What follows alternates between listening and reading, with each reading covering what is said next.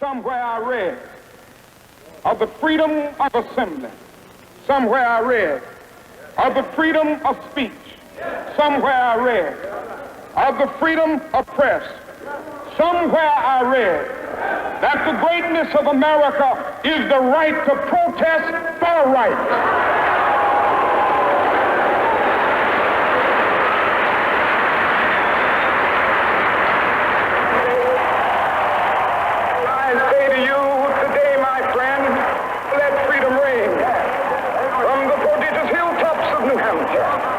Let freedom ring from the mighty mountains of New York. Let freedom ring from the heightening Alleghenies of Pennsylvania. Let freedom ring from the snow-capped Rockies of Colorado. Let freedom ring from the curvaceous slopes of California. But not only that, let freedom ring from Stone Mountain of Georgia.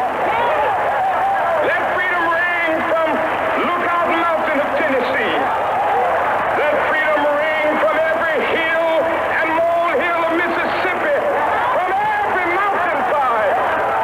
Let freedom ring, and when this happens, when we allow freedom ring, when we let it ring from every village and every hamlet, from every state and every city, we will be able to speed up that day when all of God's children, black men and white men, Jews and Gentiles, Protestants and Catholics, will be able to join hands and sing in the words of the old Negro spiritual, free at last, free at last, thank God Almighty, we are free at last.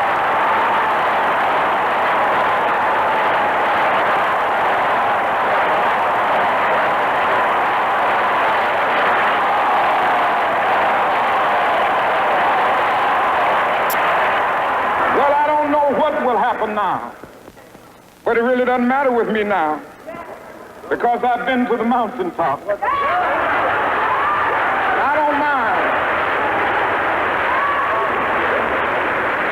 Like anybody, I would like to live a long life. Longevity has its place.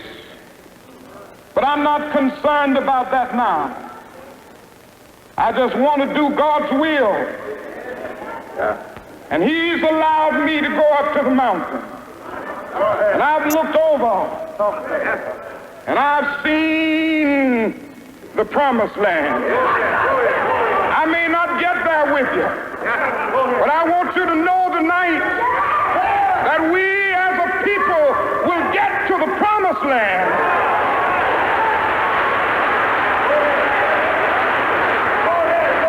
So I'm happy tonight. I'm not worried about anything. I'm not fearing any man. Mine eyes have seen the glory of the coming of the Lord.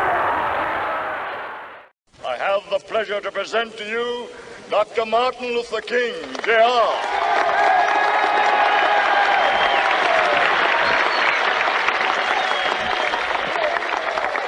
I am happy to join with you today in what will go down in history as the greatest demonstration for freedom in the history of our nation.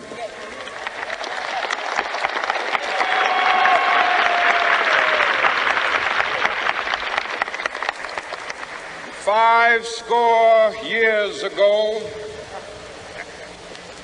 a great American in whose symbolic shadow we stand today signed the Emancipation Proclamation.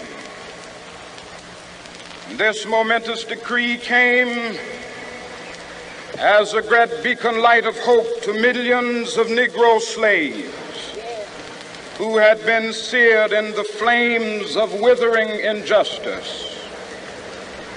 It came as a joyous daybreak to end the long night of their captivity. But 100 years later, the Negro still is not free. 100 years later, The life of the Negro is still sadly crippled by the manacles of segregation and the chains of discrimination. 100 years later, the Negro lives on a lonely island of poverty. I have a dream that one day this nation will rise up and live out the true meaning of its creed. We hold these truths to be self-evident, that all men are created equal.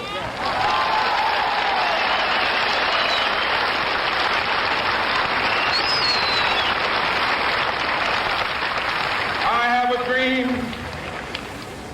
that one day on the red hills of Georgia, may God continue to bless each and every one of us. As-salamu alaykum, as-salam.